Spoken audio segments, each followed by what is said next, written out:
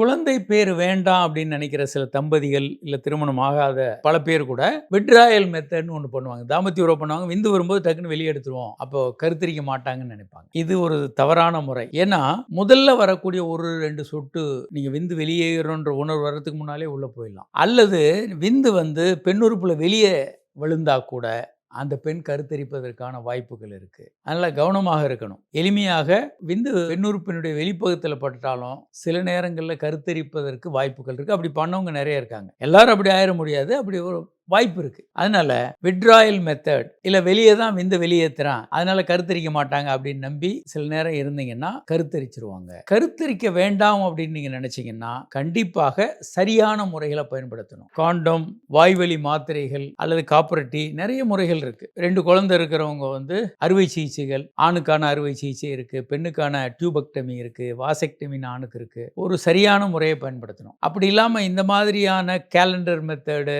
Withdrawal method இப்படியெல்லாம் பார்த்து பண்ணும்போது கருத்தரிக்கிறதுக்கான வாய்ப்பு, தவறுதலாக கருத்தரிக்கிறதுக்கான வாய்ப்புகள் எப்போதுமே இருக்கு. சரியான 100% வெற்றிகரமான முறையில் மட்டுமே பயன்படுத்தணும்.